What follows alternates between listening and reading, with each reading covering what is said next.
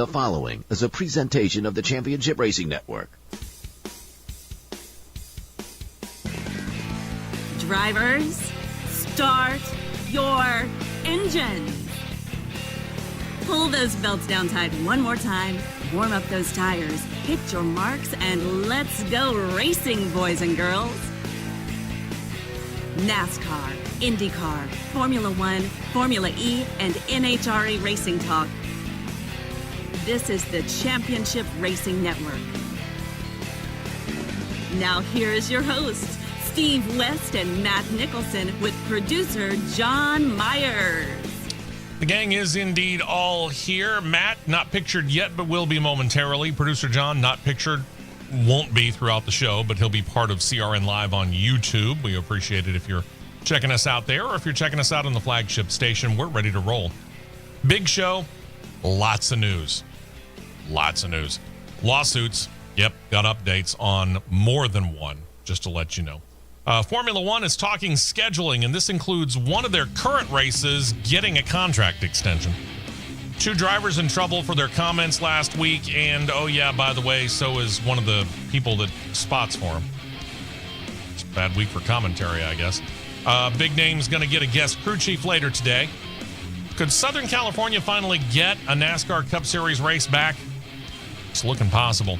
That and much more on this week's CRN Big Show. Rolls next. Stay right here for more on the Championship Racing Network.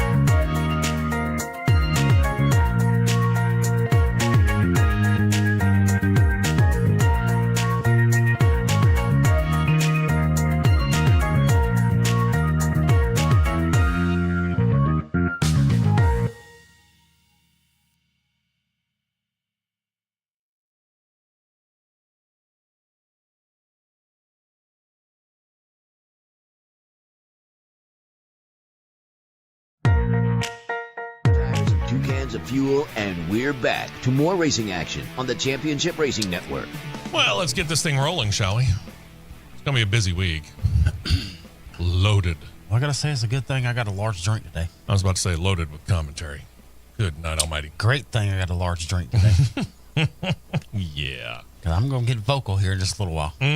Let's get you caught up on what happened last week on the track. Told you about those Just for Mexico provisionals. That proviso being that if anyone had to use one of those provisional starting spots and won, no owner points, no driver points, no cash.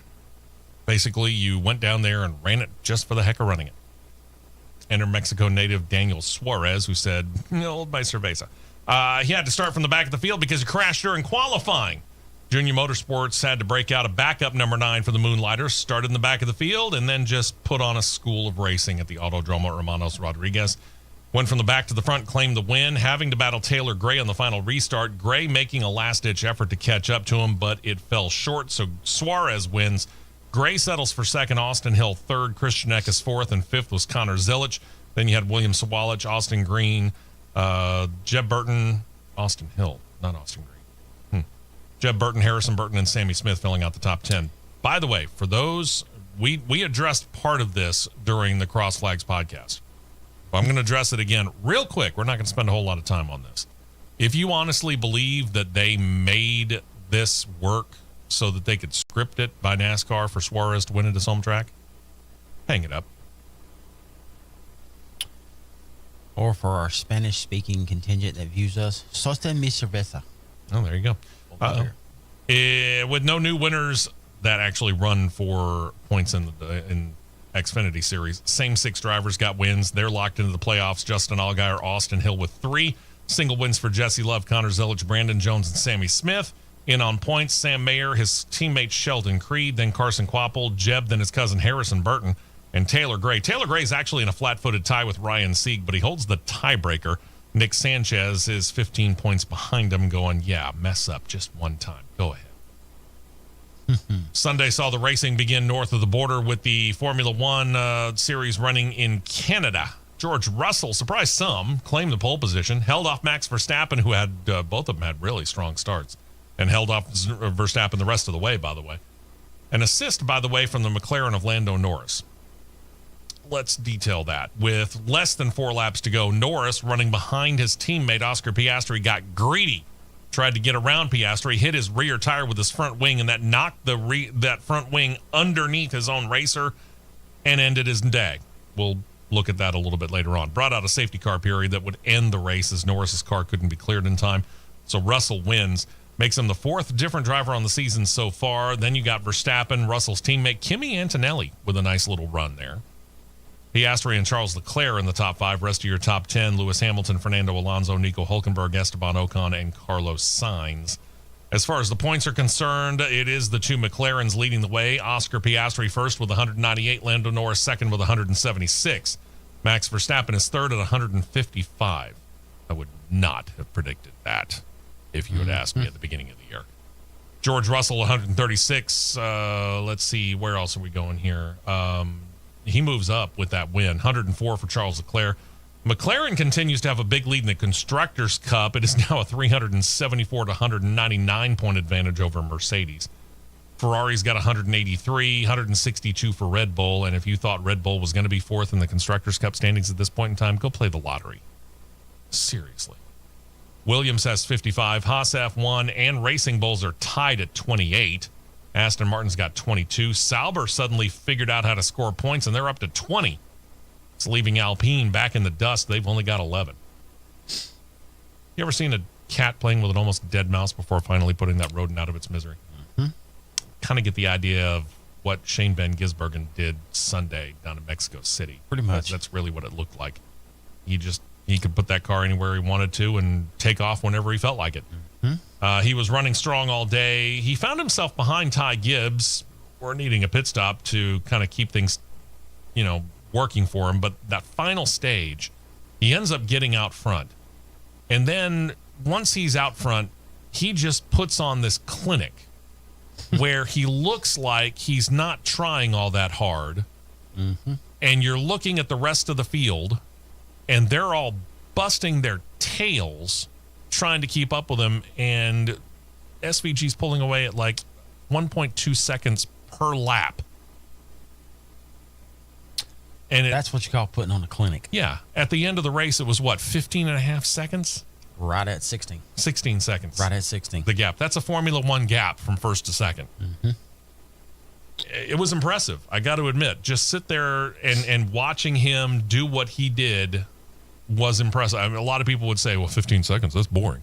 You got to figure out what the details are. And, you know, the details are that is an impressive drive by a man because ideally these cars are set up for these cars to be very, very equal. For the most part. Yeah. The driver made all the difference. And man, did he run strong all day. Mm-hmm. Let's see here. So Christopher Bell finishes second. 16 seconds over Christopher Bell. Good grief. Chase Elliott third, Alex Bowman fourth, Michael McDowell fifth. John Hunter Nemechek, Chase Briscoe, Cole Custer. Interesting run for Cole Custer. I didn't realize he was that good of a road racer. William Byron and Chris Buescher round out the top 10. Sitting 31st in points entering the race, SVG's now in the playoffs. Okay. In seed order, they are in the playoffs right now, locked into the playoffs. Kyle Larson, Christopher Bell, Danny Hamlin, William Byron, Ryan Blaney, Ross Chastain, Joey Logano, Austin Cindric, Josh Berry, and of course you got those guys who are out front with the multiple wins as well, so don't forget about them. Mm-hmm. So, you know, but again, that's just seed order. I didn't mention who all has wins. SVG, the final one with the final seed with a win to his name. And that means that we've got fewer and fewer open slots left. Mm-hmm. On points, Chase Elliott still leads the way. I want to say that it's surprising to me that Chase Elliott doesn't have a win, but then again, this has become a norm for him. Yeah. It's not to say that they're not good. This man has completed every single lap on the year so far, save one. It's more surprising to me that Tyler Reddick doesn't have one yet. Yeah, but you know, you look at these names. Yeah, Chase Elliott, Tyler Reddick. Kind of surprising they don't have wins. Bubba Wallace, he's just consistent, just like Chase Elliott. Chase Briscoe, we were expecting, I think, a little more out of the 19 team. Maybe they're still feeling themselves out there a little bit. Yep, I think the fact that Alex Bowman doesn't have a win, that's not terribly surprising to me. And I got to admit, Chris Buescher, who has shown flashes over the last couple of years. Mm-hmm. Interesting. With SVG claiming the win, actually the big guy the guy who's the biggest loser is Ryan Preece. Preece drops out of the playoffs, now a 19-point gap to his teammate Chris Buescher. Michael McDowell's another 20 points behind Preece for that final playoff spot. And let's see here. Pocono, I don't know as we're going to get a surprise winner. Out of those bottom six... Matter of fact, I'm going to say the bottom 8. Mm-hmm. Out of those, that probably has the best odds of winning to me. And of course, we got to think about what's coming up too. The best odds of winning out of that bottom 8 to me is going to be Tyler Reddick. Yeah. If there's going to be a surprise winner out of that bottom 8, I can't really say that 7 out of the 8 would be a surprise winner. Or too big of a surprise. Yeah. The surprise winner out of that bottom 8 probably going to be Preece. Yeah, because we haven't seen it yet. We know what he can do. We know he's a good short track racer. You really can't say Michael McDowell would be a surprise because Michael McDowell is, on any given week, can be legitimate. Yeah, I agree. And we're starting to see where that team is gelling over there at Spire. Slowly but surely. Yeah. Again, Ryan Preece is a good short track racer, which does tend to have the ability to translate some into road course racing. Mm-hmm. And we got some road course and street course racing coming up. We got Sonoma on the way. A few. A lot of people talk about how this weekend at Pocono is kind of a quasi road course because of the fact that all 3 corners of the Tricky Triangle are different. Right. So then you got Sonoma, then you got Chicago. All of those are coming up here in the next few races. So, yep, two of the next 4, and you have Atlanta sitting right in the middle. Mm-hmm. Should be interesting. Mm-hmm. IndyCar was in the United States. They were the only ones. Or in North America, I guess. Well, IndyCar was in the U.S., while Formula One was in Canada, and NASCAR was in Mexico. They ran a Sunday evening race in St. Louis, and it proved that while leading the most laps can be nice, if you ain't leading the last lap, it doesn't really mean that much. Nope. David Malukas led a race-high 67 laps, but the win was not to be. He finished 12th. For the record, Scott Dixon led 43 laps. He didn't get the win either. Settled for 4th on the day. Your winner, Kyle Kirkwood. He led all of 8 laps, but it was the most important one included in that. The final one, Best Pato Award on the day. The edge of the checkers, just over half a second in a tight race on the oval track. Christian Rasmussen coming home 3rd, Scott Dixon 4th, Santino Ferrucci 5th. Rest of your top 10, Connor Daly, Renus VK, Alex Palou, Marcus Armstrong. Inside a top 10 that was filled out by the rookie, Robert Schwartzman, who has suddenly, seemingly come to life. Who would have thought that? I'm going to save my opinions on this for the IndyCar section. Okay. Because there were 2 in particular that threw away a prime shot to win the race, if you ask me. Yeah. And it leads to this. Of all the races that we've had so far this year, you have exactly 2 winners. Alex Palou and Kyle Kirkwood have split all the wins on the year so far. Palou leads the points 335 to 262 over Pato Award. Pato Award's been consistent but winless. Kirkwood coming on strong. He's now got 260 points. And at 220 points in 4th is Christian Lundgaard, and 6-time champion Scott Dixon is 5th with 206. Then you got Robert Schwartzman, who is also coming on strong. He started to take control of the rookie points. He's now leading Lewis Foster 99 to 81. Sitting far back in 3rd is Jacob Abel. He's got 49. And Chevrolet still can't seem to figure it out. The engine manufacturer standings are controlled by Honda. They have a 723 to 575 point lead over Chevrolet. So that brings us to this weekend. The on-track activity actually began yesterday. It's the Craftsman Truck Series running at Pocono. Matt, what happened yesterday afternoon? I will regretfully admit I did not watch one single lap of that race, but I do know that Lane Riggs won from the pole. Yeah. I didn't watch a single lap. I was not able to. Truck race at Pocono does not light my fuse. Let's say that. Well, and there's something to be said for Pocono and the fact that it is interesting and the fact that it is a track unlike any other on the NASCAR circuit. True. Okay? Very true. But if you get to a situation where somebody has locked their vehicle, truck, car, Xfinity, or Cup, doesn't matter, into what's going on, they're gone. And they will leave you behind. They will. So with the results, here's this situation. Corey Heim leads in the standings. He's got 4 wins. Chandler Smith has 2.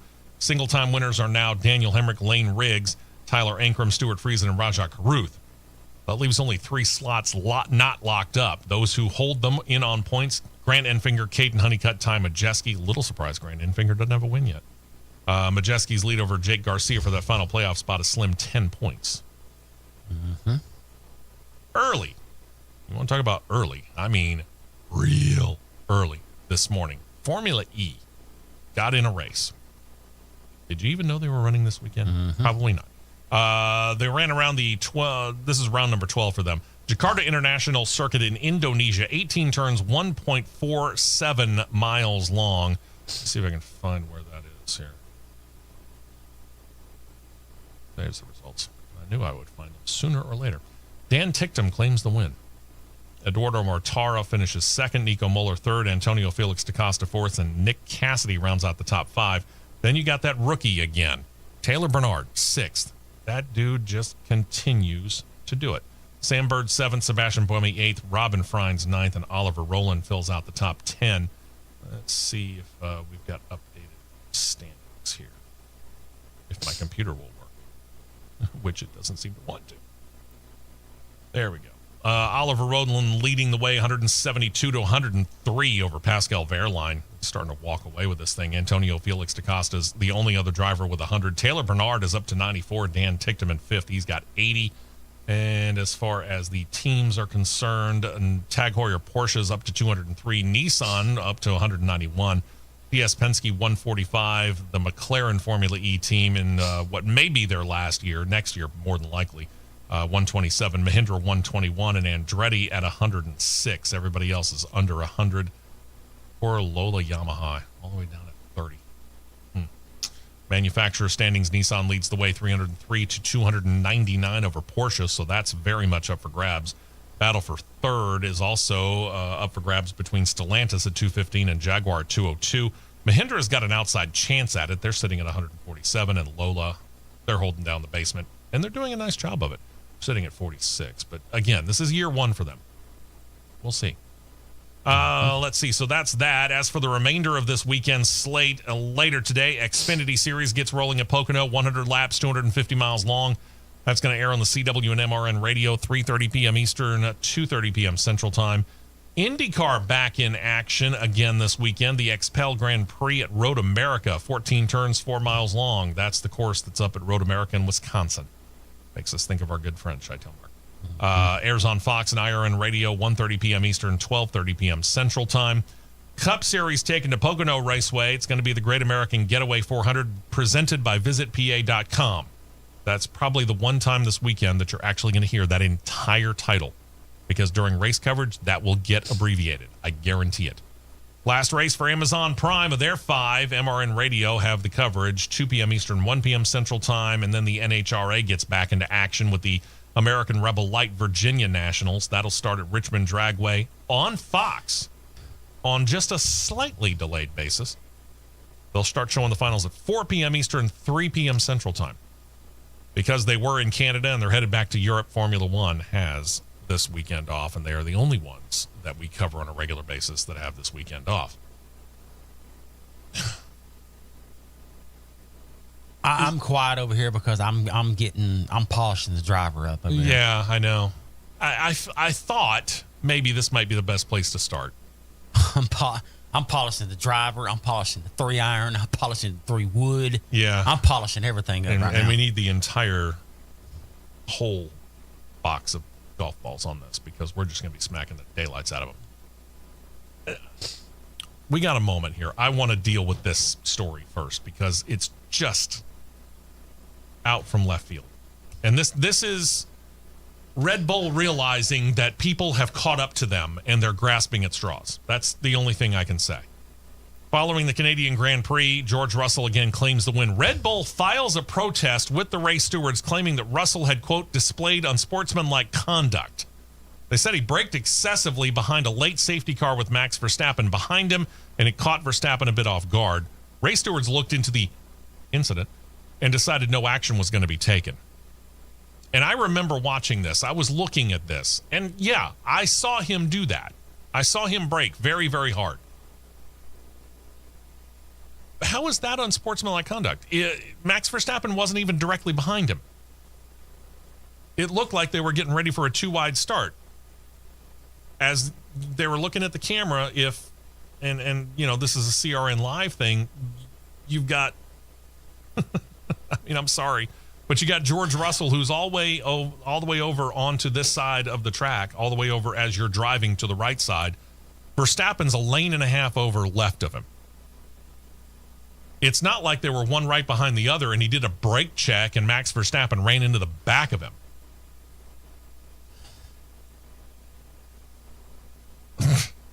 So now we're going to get this war of words. And it started with Mercedes team principal Toto Wolff, who called the protest attempt, quote, petty and embarrassing, unquote. He said this, quote, first of all, it took Team Red Bull Racing 2 hours before they launched the protest, so that was in their doing. You know, honestly, it's petty and it's so small. They've done it in Miami. They've now launched 2 protests. You can look back. They took one back because it was flat out ridiculous. Then they come up with some weird clauses, what they call clauses. I guess the FIA needs to look into that because it's so far-fetched. It was rejected. You know, you race, you win, you lose on track. It was fair victory for us, like so many that they've had in the past, and it was just embarrassing. The other protests got pulled by Red Bull when the data presented to them showed, and the F1 rules state that when a race leader needs to maintain a gap between himself and the safety car of no more than 10 lengths, Russell in Miami did seem to fall farther back out of that 10-length area as they were coming out of the pits, while Norris's car was being cleared. But the race stewards looked into it, and they realized that while, yes, he was outside of the margin, indeed, they noted that the time data on his dashboard had him at the proper limits for being on pit road because he hadn't quite come off of it all the way. So they had to withdraw the complaint because there was no complaint. He then caught up and got in there. I've got the ultimate solution for this. Step up your game, Red Bull? Not that. Oh, okay. All right. This would be a good one. This would be a good thing to say before we go to break. All right. Because he was pretty heavily involved. I'm going to use the Arkham Menard series as an example. Sure. The late, great Chi-Town Mark. Mm-hmm. Use him as an example. We're going to take his favorite style of cars. Give me 24 ARCA cars. Mm-hmm. We're going to put all 24 F1 drivers in an ARCA car and let them just beat the daylights out of each other. Let's carry them to, say, I don't know, Elko, Berlin. That would do it. Bristol. That'd be even better. Bristol. Oh, yeah. Bristol. Put them on the high ranks of Bristol. Take them to Bristol. Let them just beat the daylights out of each other. Go file a protest. And then Charlie Crawl would look at you and go, Yeah. what? Who are you again? Huh? Get out of my office. This is pathetic. Shut up and race. This right here, that story right there, I wanted to get to that story before we went to the break. And I'm glad that the timing worked out because that shows you what kind of week this has been. Strap in, boys and girls. Going to be an interesting ride the rest of the way. We will be right back with more on the Championship Racing Network.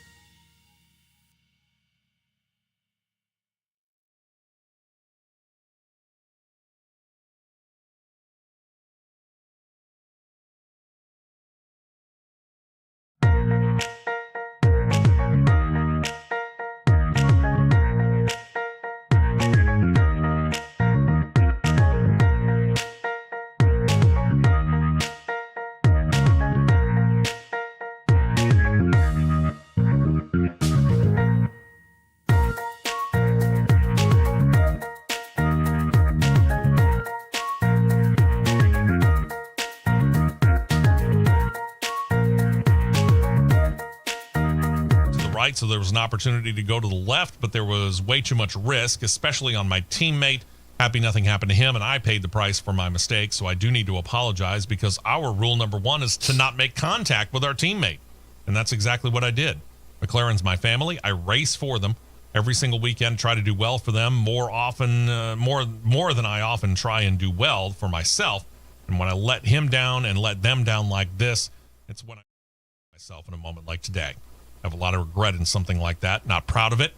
Feel bad, and I feel like I let down my team, and that's always the worst feeling. Of course, I only really need to apologize to all of them and to Oscar as well. Over the top, sure. I think just hey, my bad, shouldn't have done it. Should have respected it and just left it alone. Wouldn't that have sufficed? Yeah, it would have. But it's 2025 and we've got to be PC about everything. Oh, even yeah. if you just lay your tire within a couple inches. Oh, I'm so sorry, I raced you too close. It's racing. Yeah, that's exactly what it is. You're supposed to lean on your competitor. Even if that competitor is your teammate? Your teammate is your competitor. There you go. All right, put yourself. I'll try and put you into this anyway. Put yourself into the position of being the team principal over at McLaren. Obviously, you don't want this to happen. I mean, you understand that these guys should be fairly even and are, and have proven themselves to be pretty even over the course of this year. Done that and then some. But you're expecting them to race each other as clean as possible. I mean, again, these are teammates. You don't want to mess up one of your cars, much less potentially both of them, because one of your drivers got stupid and ran into the other. And we're going to call this the talking with a helmet on segment. All right. There's a fine line. There's a line between racing flat dirty and racing as clean as you can. This is my opinion. Okay? Yep. You can still lean on another car and it still be clean. Yeah. It's called squeezing. It's harder to do in open wheel because you're going to end up, rubbing tires and let's face it, with no fenders, that's not good. It's 10 times harder to do it in open wheel versus full fender stock cars. Yeah. 10 times harder. Sure. But it still can be done. We've seen it. Because the only time I've ever competed in an open wheel dirt car versus the full fender stock dirt car, I had to learn my surroundings real fast because I had to allow, if I'm in my late model versus a modified, you have to mentally allow yourself to have a few extra inches, and you've got to determine how much is a few extra inches. Mm-hmm. You've got to use the sense of, you just have to use the sense of feel. Because you can feel when you're close to another car, even if you don't touch them. Yeah. Because you're gonna hear the harmonics change of your car and their car by how close you get, because they're gonna get louder or they're gonna get further away. Mm-hmm. Okay. Those harmonics and the sense of feel will tell you how close you are to a car. But you can still race somebody clean and be right there that far from them. Yeah. The problem is that, and this goes for any race series. It's not just Formula One. Could be IndyCar, could be NASCAR. I'm not going to say the NHRA because they got walls keeping you from going into grass. But otherwise, any we'll use it in this situation because it was done at Canada, which is a road course. Any road race, any series is running on a road course. Mm-hmm. You got to understand how wide your car is, how wide the gap is before you're going to end up going off-road. A sense of feel. And I don't know what Lando Norris was thinking there, because there was not a lane available to him on the outside. There was a half a lane, but he had to dip those tires off into the grass. And that helped in his misjudgment. Because now he's got to try and get the car back on the road without losing control of it. That's called getting a little too eager. Yeah. He asked where he responded in kind, said he really appreciated Norris for taking the responsibility. left Norris happy that he chose not to be more upset about it. Norris said, of course, he's not going to be happy altogether with what happened. I wouldn't be either if that was the other way around, but I owe an apology for taking such a risk, and he raced me fairly up until that point. So I maybe all of this is swept under the rug. Meantime, play nice, boys. Williams has found their guy. He's team principal James Voles. Voles wasted little time being locked into a long-term contract extension to remain in that role for the foreseeable future. We don't know exactly how long. We just know it's a multi-year deal. He started at Williams for the 2023 season, moving over there from Mercedes, and since then he's transformed and reformed that team. Drivers are Alex Albon, Carlos Sainz, two well-known guys who have been able to score points on a pretty regular basis.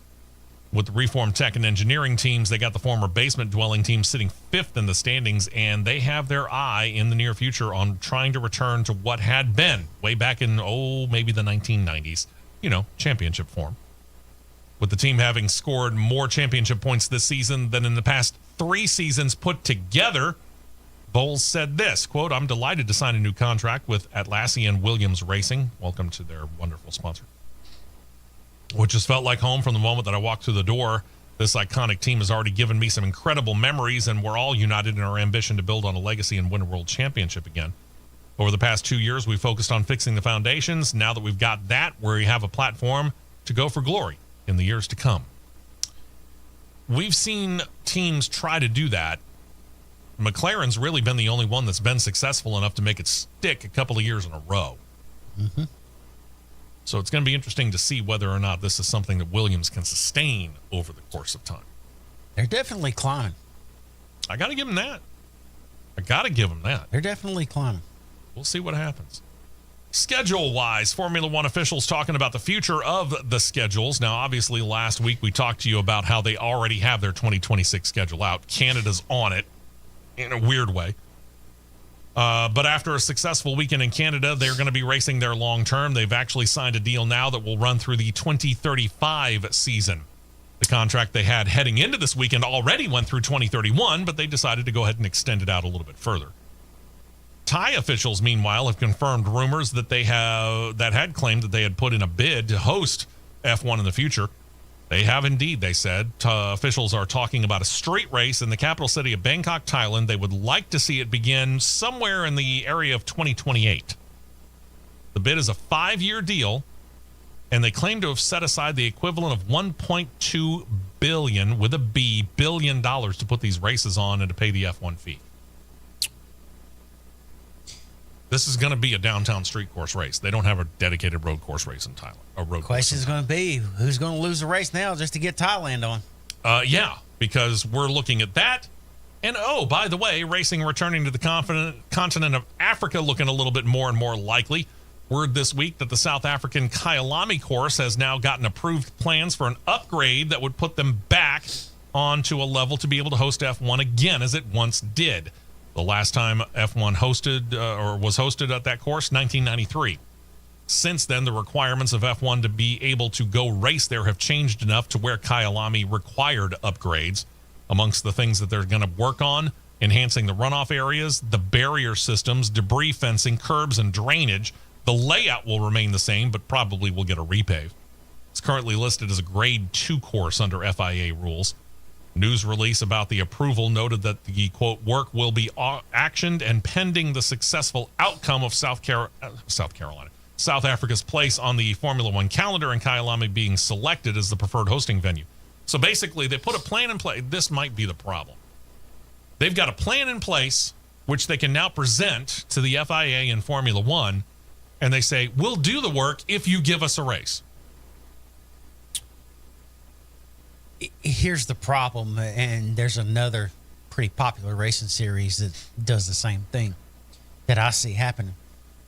We got too many people wanting too many races and not enough weekends to squeeze them in. Indeed. I want to race here. Yeah. Hey, let's save a whole lot of money.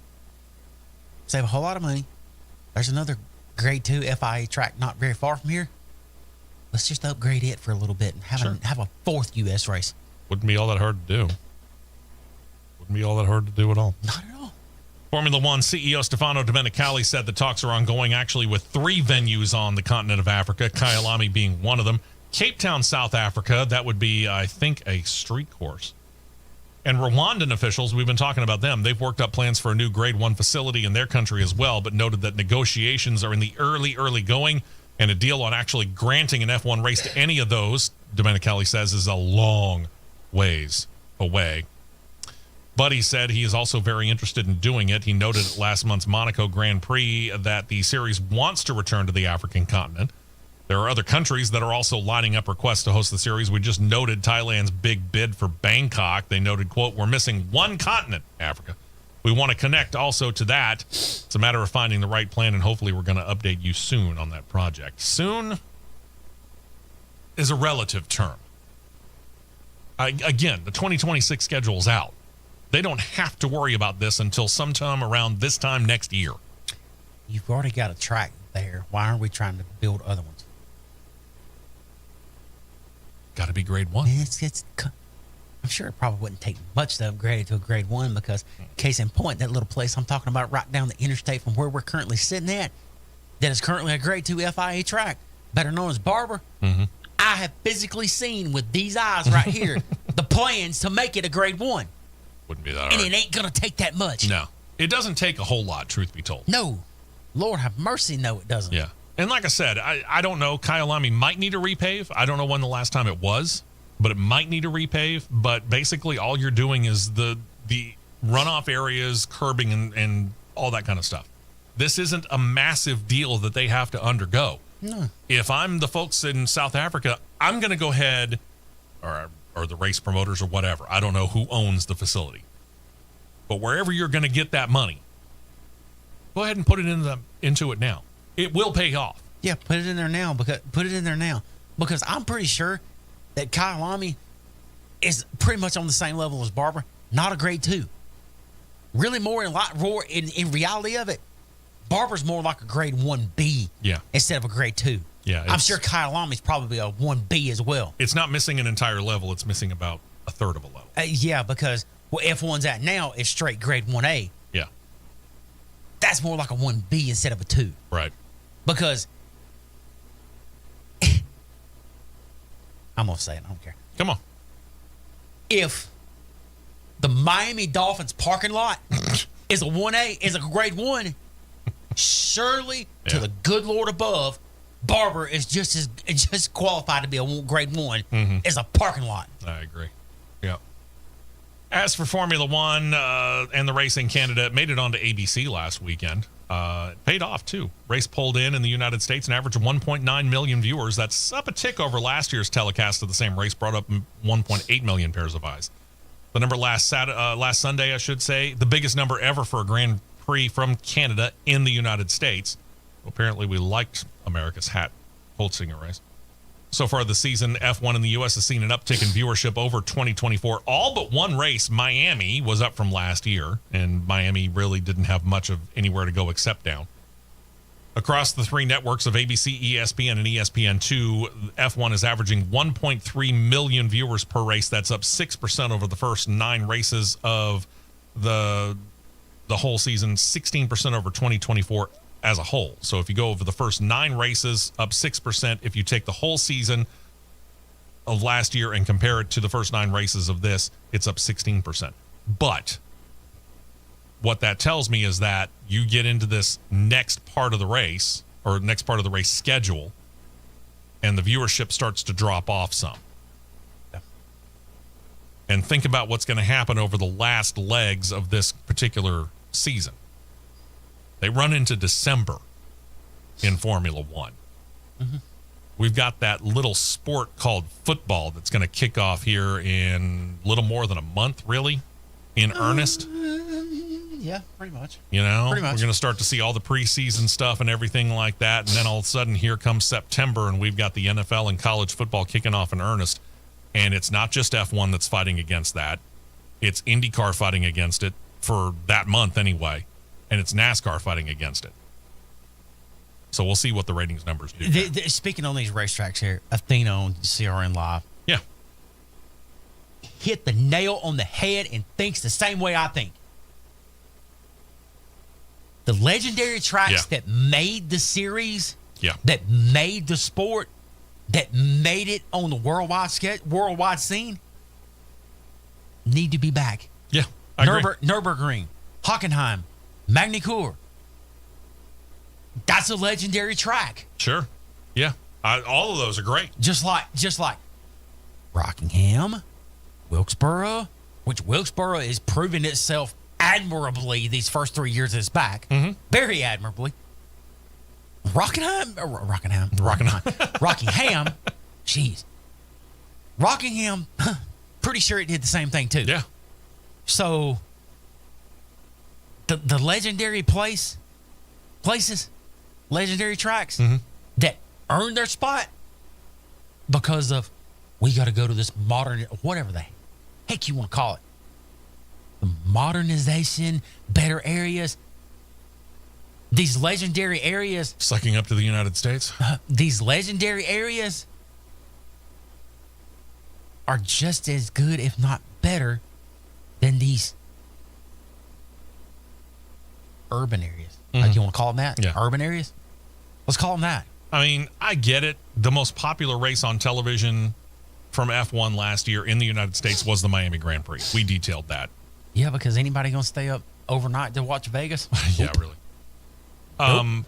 But you and I are both well on record in saying that we are not the biggest fans of the idea of running a race in a parking lot of an NFL stadium.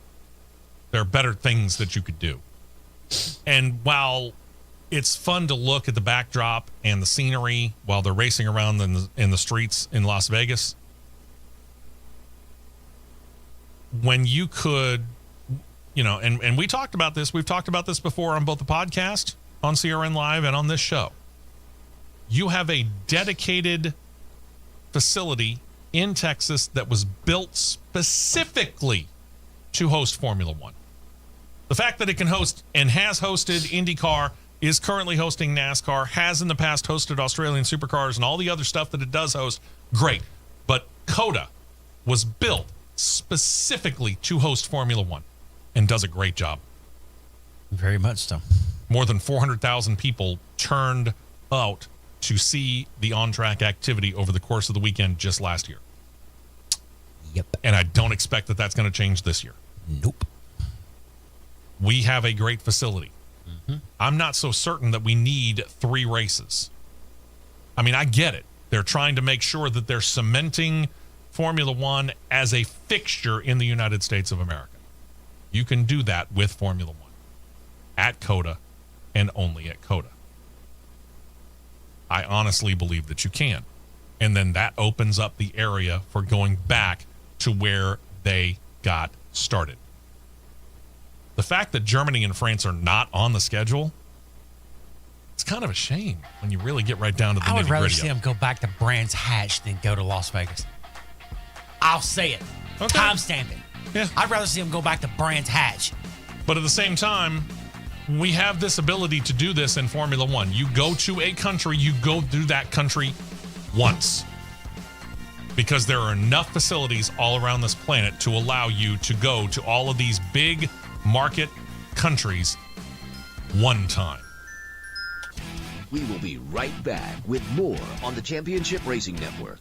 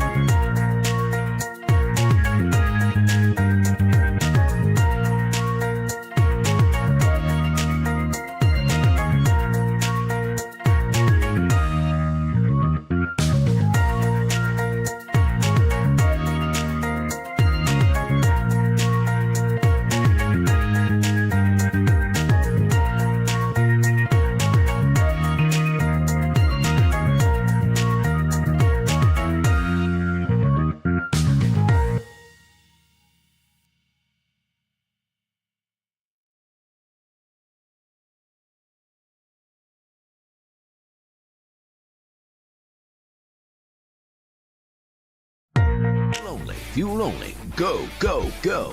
We're back to the Championship Racing Network. So, FIA, good Lord have mercy. It would be interesting to actually know 100% the specifics. I realize it would be getting into a whole lot of detail here, but the specifics of what the FIA looks at and says, this is grade 2, this is grade 1. What separates it? Because you guys they've been running at Catalunya for a while now. You want to know, and he just said this just before he came back on the air. If you'd like to know why Catalunya is going bye-bye when it comes to F1, the FIA has now graded it grade 2. 2. How? The definition, here's the definition between grade 1 and grade 2. Oh, yeah. There are 36 grade 1 circuits with 53 layouts as of May 2025. Circuits holding a grade 1 certification may host events involving automobiles of groups D and E, which is FIA International Formulas Group D, and Free Formula is Group E, with a weight to power ratio of less than 1 kilogram per horsepower. As such, a grade 1 certification is required to host events including Formula 1 cars. Additional requirements for grade 1 facilities include advanced medical facilities for staff, barrier design, minimum track lengths. Okay. Yeah, see, we're going off into the weeds. Off in the weeds here. All right. Grade 2, there are 66 grade 2 circuits for a total of 81 layouts as of May 2025. Circuits holding grade 2 certifications may host events involving automobiles of groups D and E with a weight to power ratio of between 1 and 2 kilograms per horsepower. So, like Formula 2. And lower. Formula 2 and Indycar. All right. Yeah. This is the confusing part here. Indianapolis road course is defined as grade 2. But the Indianapolis Grand Prix layout, F1, which is the same thing, is a grade 1. Yeah. Huh? What? The smallest grade 1 Grand Prix layout that I can see is Indianapolis. 2.4. I can believe that. Just unreal. Barber's 2.38. And you went over some of these, the two in Germany that we were talking about, Yeah. Hockenheimring and Nürburgring. Mm-hmm. They're good, right? Yes. Spain has 1, 2, 3. Huh? Wait a minute. Something. The short course at Catalunya is grade 2. That's not on the me. F1 course. Not the F1 course is Okay. grade 1. Gotcha. All right. Spain has 1. Japan's got 2. U.S. has got 4. South Korea's got 1. Spain's got 1, 2, 3. Spain's got 3. Italy's got 3. Yeah, and they've raced on all 3 recently. Mugello, Imola, and Monza. Portugal's got 1. Portugal's got 2. Portimao and Estoril. Estoril, okay. Thailand's already got a grade 1. But it's not in Bangkok. Buriram, Chang International Circuit. Great. We're making stuff up. All right, let's do this. Just go to the United States. How many grade 2s do we have? U.S. grade 2 tracks. Barber. Detroit Street Circuit. Wow, really? I would not have expected that. Indianapolis Road Course, which is the same. You're picking nits there. Lime Rock is a grade 2. Really? Mid-Ohio is a grade 2. Not surprised there. NOLA Motorsports Park Are they really? is a grade 2. Portland is a grade 2. Okay, that doesn't surprise me. Road America, Yeah. Road Atlanta, Yeah. Sebring, grade 2. Okay. Sonoma, grade 2. St. Petersburg is a grade 2. Okay. Thermal Club is a grade 2. I can see that. VIR, Virginia Laguna Seca, International. grade 2. There is one. We got plenty of options out there. With just a little bit of work, we wouldn't have to race in a parking There lot. is one extremely large name of a road course that is not in there. I didn't hear you mention Watkins Glen. Watkins Glen is not. Not grade 4. Not a grade 3. Interesting. Wonder if that's an oversight on somebody's part. Bathurst is a grade 3. Bathurst is grade 3. Bathurst is a grade 3. Wow. Yeah. Watkins Glen's got to be at least a minimum grade 2. I would've If thought grade Sonoma is a 2, 2, Yeah. Watkins Glen's got to be a 2. Yeah, I would have thought at least a grade 2. Gotta be. Wow. Weird. Let's boy. talk lawsuits, shall we? Let's turn our attention over to the Cup Series here, and the back and forth continues in the NASCAR on one side, 2311, and Front Row Motorsports lawsuit on the other. Federal judge in the case has finally said it out loud. We've been talking about it on this show. Urged both sides, get in a room and figure it out. Settle things between yourselves. U.S. District Judge Kenneth Bell of the Western District of North Carolina is on record and said, quote, "It's hard to picture a winner if this goes to the mat or to the flag in this case. It scares me to death to think about what all this is costing." Comments came in response to the team's request to have the NASCAR countersuit tossed. This is the one where NASCAR accuses Michael Jordan's business manager, Curtis Polk, of, quote, willfully, unquote, violating antitrust laws himself by fomenting conduct in negotiations that is in itself anti-competitive. One of NASCAR's attorneys even alleged that Polk had sent some sort of a memo, missive, note, whatever you want to call it, to all of the Cup Series organizations saying, quote, "We must all hang together, or most assuredly we shall all hang separately." Further alleging that Polk tried to pressure all the other teams to work together against NASCAR up to and boycotting races. Probably not like a Daytona 500. Think more like the Clash at Bowman Gray. Jeffrey Kessler, attorney for 2311 and Front Row, said, quote, "NASCAR knows it has no defense to the monopolization case, so they have come up with this claim about joint negotiations, which they agreed to, never objected to, and now suddenly it's an antitrust violation. It makes no sense. It's not going to help them deflect from the monopolizing they've done in this market and the harm that they have inflicted." So I guess sitting down and having a chat still out of the question, Kessler? Seems to me like Kessler is ready to bury him. Seems to me. But is it worth it? Is this really going to help? Well, Jordan got the money to make it worth it. I know. But again, is it really worth it? I'm kind of with the judge. Get your butts into a room and let's talk this thing out. Let's figure this thing out. Kids, let's play nice. Go to your room and settle your toys out. Yeah, exactly. From one lawsuit to another, Rick Ware Racing has filed a countersuit against Legacy Motor Club regarding a dispute over the charter sale. Ware did agree. We detailed that a few weeks ago here on the show. They did agree to sell Legacy a charter earlier this year. The question is now, which charter and what is the exact time frame? The two charters, and all these charters have numbers. There are 36 charters out there, and NASCAR has them numbered as to who's got which one. The two charters that Rick Ware holds are numbers 27 and 36 specifically. The initial dispute seems to be over which numbered charter is the one that is actually being sold. Ware owns them both. One of those is, though, leased to RFK Racing. The other one's currently being used by Rick Ware Racing to field the number 51 for driver Cody Ware this year. In the countersuit, Rick Ware Racing asserts this, quote, "There exists an actual and justiciable," yeah, it's a good, great word, great legal word, "controversy between the parties regarding the correct sale charter and the terms under which that charter would be conveyed. The agreement entered between the parties identified charter number 36 as the sale charter for a purchase price of $45 million. That would be the most expensive charter sale yet.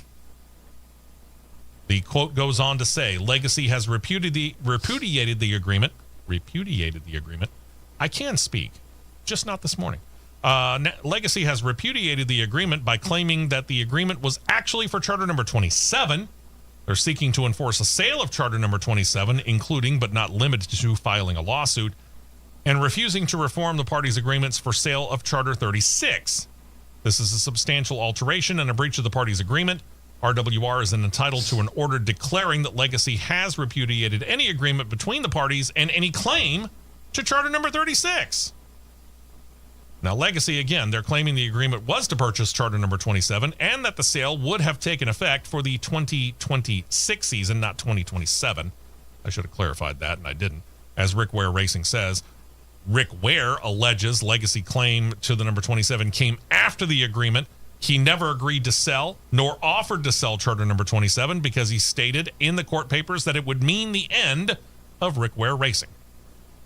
The sale price, according to reports, would again be a record $45 million transaction, but the team states this, Rick Ware does.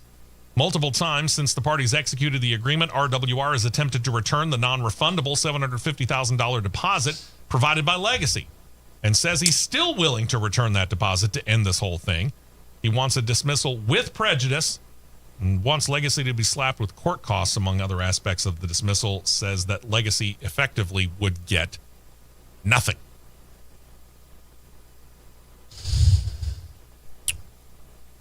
Well, yeah.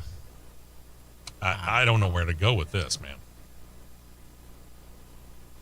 Rick Ware, just take the $45 million, go enlarge your NHRA team that you're having success with. Well, and here's the thing. Okay, so he sells one of the charters. I don't care which one it is. Could be 27, could be 36, whatever. He sells one of the charters. He's still got the situation where at the end of the year, he has to figure out what to do with that other charter. Because True. NASCAR rules have long stated that you can lease out a charter for 1 year. And then after that, you either have to take it back and use it or you have to sell it. True. True. Very, very true. And I don't know as RFK Racing is all that willing to give up on Ryan Preece, considering the fact that he's having a pretty dang good year. I think they would want to keep him in that 60 car. Yeah.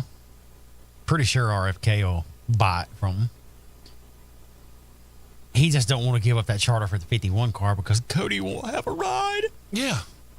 And that's the situation. You're either be in NASCAR or get out. True, yeah. This is the ultimate and Fisher cut bait, boys and girls. Either you're going to be in NASCAR or you're getting out. Which is it, Rick? Figure it out. Because that's going to be the key to this particular lawsuit. Because, again, you got that other charter leased over there, and RFK Racing probably going to want to buy it. $45 million? Pretty sure Kroger money's enough for me to get it bought. Still, $45 million. Yeah. These things getting real expensive. No wonder Junior Motorsports is sitting there going, yeah, I don't see us getting into the Cup Series anytime too soon. Hour number 1's in the books. We'll talk about hour number 2 right after this. Don't touch that dial. The Championship Racing Network will be right back.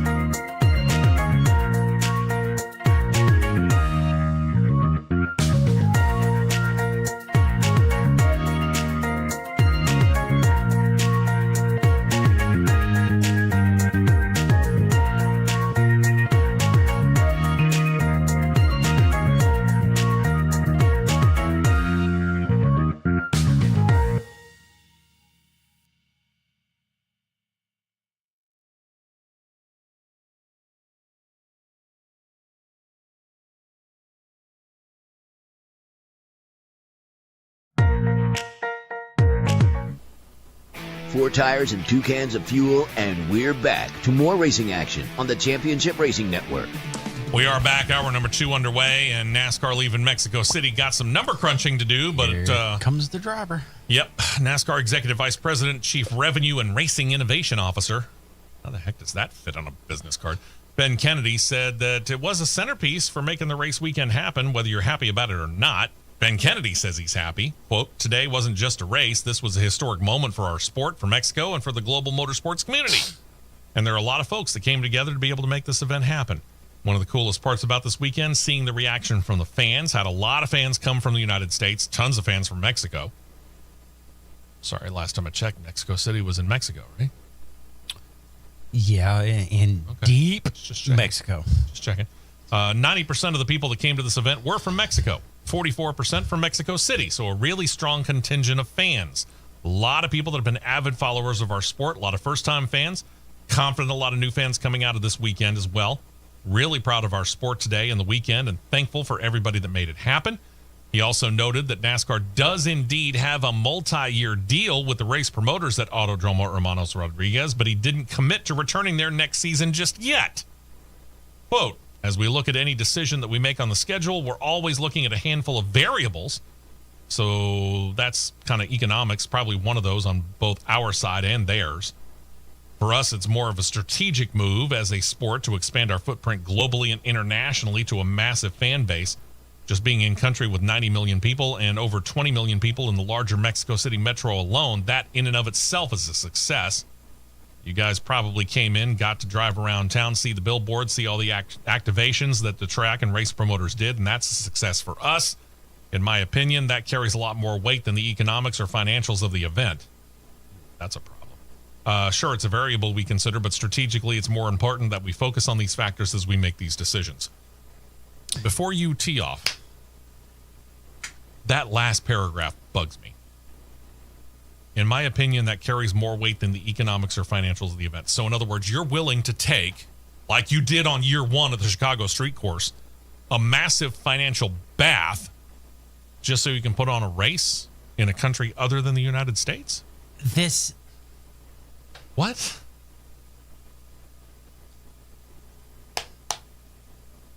Gather myself here. Yeah. These are the practice swings for that. I'm on the driving range right now. You can increase your footprint globally by how the product is you put on the racetrack. 1. 2, you're increasing your footprint globally by having it you're increasing your international contingent of drivers. Yeah. Is it large right now? No. No, but you got to start somewhere. But you have to start somewhere. You have international contingent of drivers. You've got one from Mexico. You've got drivers from Canada. Mm-hmm. You've got drivers from New Zealand. Mm-hmm. Okay. And other drivers that are willing to come up and at least run a one-off or two. Yeah, you can do that. But like you just said, taking a financial bath just because so you could say, oh, we went to Mexico, that's not business smart to me. No, not at all. Okay. Secondly, from everything I have seen, read, seen comments of people that are directly involved and went, there were quite a few aspects of this Mexico trip that were a logistical disaster. Yeah, not surprised. There should not have, from a scheduling standpoint, absolutely pathetic. That's the only way you can say it. Because why would you put it in? Oh, let's put it right here in the schedule. We're going to go from not all that terribly far from the Canadian border. Mm-hmm. Literally right across there's a bridge that goes from Detroit into Canada. All the way to central Mexico. Then back up the eastern seaboard to Philadelphia. Let's just say Philadelphia. In the metropolitan market. Let's call it that. Mm-hmm. There's some hauler drivers that are from They're exhausted. they're flat out exhausted. They're past exhausted. Right. But And these are 18-wheeler drivers. yeah, put in, if you're going to continue to do this, the logistical standpoint of this Need a has weekend off. got to get better. Yeah. There's got to be at least one weekend off. If you're not going to put a weekend off in between on both sides of this, got to give them a weekend off either before or after. One of the two. Or if you're going to have a race either before or after, put it to where it makes regional sense. Sure. Make it regionally sensible. Yeah. Because we're doing a car swap. We can't go back to Charlotte. We got to swap cars in Michigan. We're going from Michigan straight to Laredo, Texas. We're going to stop in Laredo half of a day, make sure everybody's all together, and we're going to convoy 133 haulers from Laredo, Texas, all the way to Mexico City. And then have to do that coming back. Coming back. Meet up again, swap cars, go to Pocono. Yeah, let's make a pit stop in Charlotte, swap cars out. Oh, we got to go straight to Pennsylvania. Yeah, I'm sure they're not disappointed from a pay standpoint. That probably was really nice. But And as you noted, the travel it makes no sense. the travel logistics for everybody else. I mean, if you weren't riding along in the hauler, that meant you got flown down there. On a charter flight. Yeah. And it doesn't matter whether you're talking about the folks that were on Amazon Prime, the folks that were on the Motor Racing Network, or any of the people that were in the Cup and or the Xfinity Series. Or NASCAR, for that matter. Media officials, team members, everything were flown on charter airplanes. And when you fly 767s, 777s, and A330s, you're flying a minimum of 220 people a shot. Yeah. And they took multiple planes. Like 5. Figure it out. And the fact that he's now saying we have to figure out the logistics of this, really? Just now? You're finally getting around to that? We won't commit to return there next year. We didn't commit to return there next year yet, but we got a multi-year deal. It doesn't depend on what you want. It's what the OCESA, The race promoters that the race promoters, what they decide. Exactly. Because they may not want you back. They very well might not. But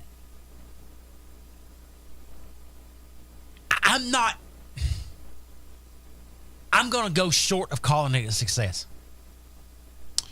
Because if it was going to be a success, I can remember when the Busch Series went there in mid-2000s. Pretty sure every single section of grandstands was wide open. Yeah. For seating. It was pretty full. There were quite a few areas that I saw that were empty. Yeah. And bare. I did. I'm with you on that. I saw a number of empty seats. And the front stretch, the prime area of that racetrack. Front stretch and the stadium section. Stadium section, I'm going to say, was 95%. Yeah. But there was still, 75. There was still enough room to be fairly comfortable. You weren't jam-packed in like sardines. You can't use the weather for an excuse. No. Because F1 rain, the stands are still full. They pack it out. I'm not going to call it a success yet. If you go back in year 2 and the place is shoulder to shoulder, I will look at it in a different manner.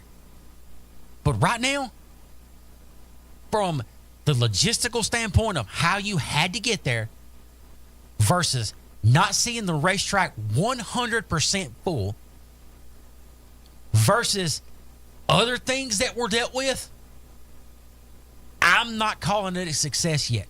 Not yet. I agree. We'll find out whether or not they go back. Mexico City, not all good for Carson Hocevar. In fact, it turned out to be kind of doubly bad. He had yet another run-in with Ricky Stenhouse Jr. late in the race. He turned Stenhouse going through the stadium section of the course, sent himself off the course as well. After the race was over, Stenhouse leaned into Carson Hocevar's window on pit road. The two had words. They didn't state exactly what they said to each other, but I'm sure if we were going to try to quote it, we couldn't. When asked, Stenhouse would only say that he told Hocevar he would see him again. Hocevar, to his credit, took full blame, noted he'd been kind of cramping up. He misjudged the corner and got into Stenhouse in a situation that he indeed truly regretted. This is going to be that ongoing situation because here's the thing. If you find two drivers that are doing this situation, it seems like they have magnets that just attract each other. It would not surprise me if these two are running practically side by side at Pocono this weekend. Not at all. They're side by side in points, so they're parked side by side in the garage. There you go. Then there's this from here we go. Yeah, then there's this one for Carson Hocevar. NASCAR didn't do this one, by the way. Spire Motorsports did. They fined their own driver, Hocevar, for comments that he made in advance of heading to Mexico City for last weekend's Cup race. Hocevar got to talking on a live stream about Mexico City. The 22-year-old noted he'd never been out of the United States and that he believed every negative thing that he'd ever heard about the city and the country as a whole. He ended up issuing a lengthy apology that wrapped with the statement, quote, "I'm embarrassed by my comments." Spire Motorsports fined their driver $50,000. They've ordered him to attend cultural sensitivity and bias awareness training and added that they're going to take the $50,000 and split it three ways between three different organizations, two of them Mexican Red Cross and United Way Mexico.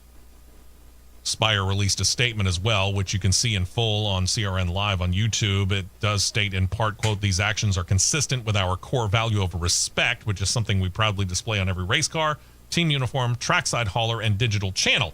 Respect is not a slogan. It's a daily expectation that we walk the walk in how we speak, compete, and serve in the communities that we welcome our sport, or that welcome our sport." Carson Hocevar's recent comments made during a live stream fell short of that standard. They did not represent the views of Spire Motorsports, our partners, or NASCAR.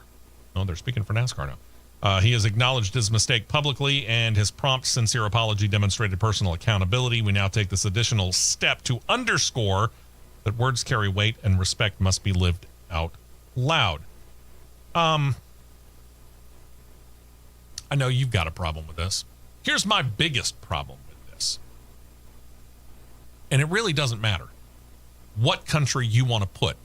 I've never been to fill in the blank. And we automatically have a thought about that country. Could be good, could be bad. Maybe it's not the country, maybe it's the people, maybe it's not the people, maybe it's the scenery. I don't know. You know, do I really want to go to Scotland because I hear it rains all the time? Oh, do I need to take sensitivity training for that? Do I really want to go to Japan? They might have an earthquake. Do I need to take sensitivity training for that? Do I really want to go to Australia? I hear the spiders over there are bigger than my foot, and I wear a size 15. Okay? Here in the United States, we hear things about Mexico all the time. Some good, some bad. What's the most common one we hear? Sometimes it's a punchline to a joke, but what's the most common one we hear? Don't drink the water. Bingo. In listening to Sirius XM Satellite Radio's NASCAR channel this week, it seems like about half of the people that were there in media and the drivers, SVG not the least of them, had some sort of, let's just say... Let's call it a stomach ailment. Yeah, I was going to say a digestive ailment. Huh. I wonder might there be some validity to that? But does that mean I need to take sensitivity training? Matt? Well,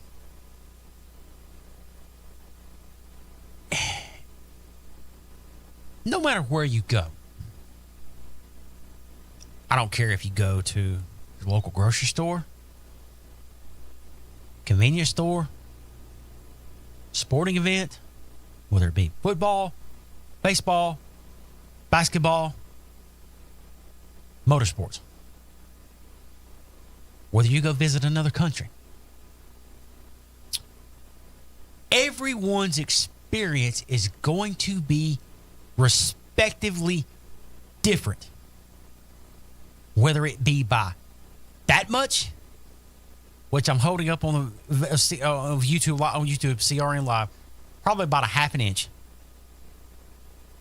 or whether it be this much. Mm-hmm. It's going to be different. What he had been told and what he had heard could have easily came from somebody that have had a bad experience. Could have. I can't judge that because I don't know who he heard it from, who he talked to, whatnot. But there's a difference when you get somewhere and you see it for yourself that either A, they were full of fecal matter, let's call it that way, or they hit the nail on the head. Either they were crazy or they like, oh yeah, he was right. But why?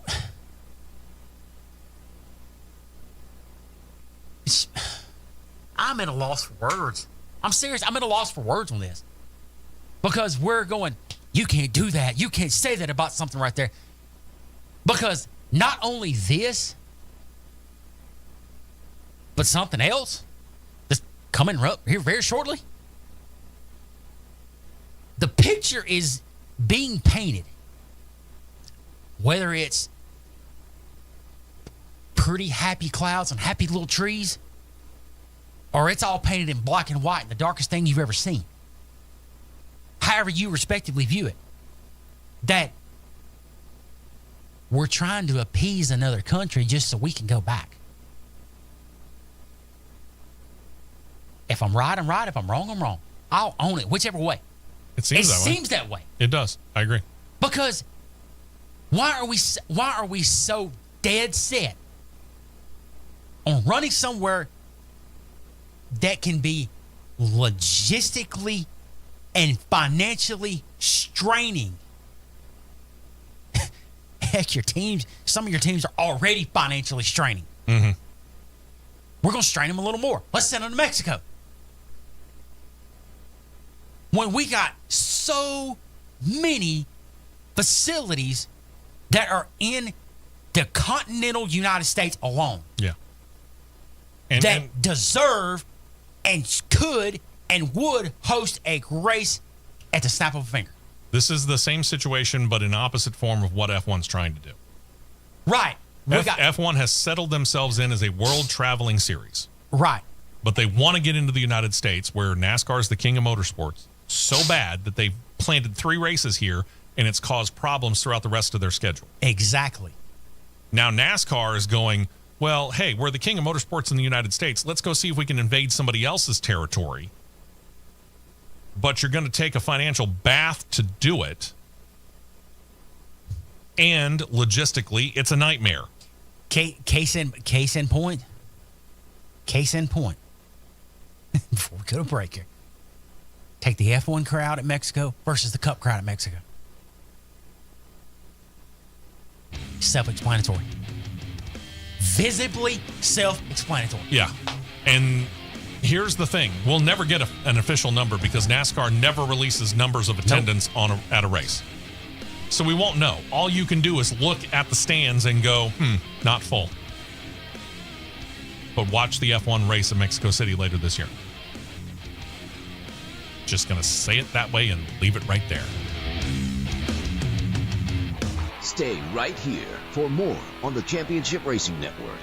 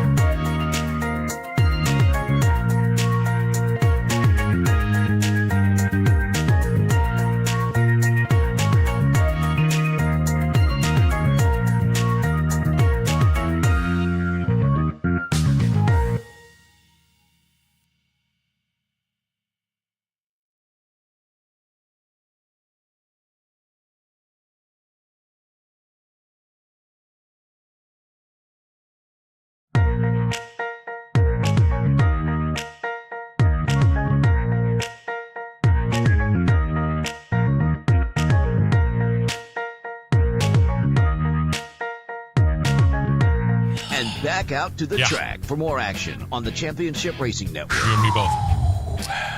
We got a ways to go, boys and girls. Let's get to some lighter news here. Good news for Joe Gibbs Racing, who lost longtime partner FedEx this offseason as a sponsor. They've been working hard ever since to cover the entire season for the 11 of Denny Hamlin. They got another sponsor added to that list. It is Bob's Discount Furniture. It's the first time on their car. It's going to be at Iowa Speedway the first weekend of August. A full slate of races coming soon. It's a multi-year deal, covers several races a year, and joins new for 2025 sponsors like Progressive, National Debt Relief, Kings Hawaiian, and AM/PM. They showed off the new look as part of the grand opening of Bob's location at Winston-Salem, North Carolina, which is kind of a furniture center for that state.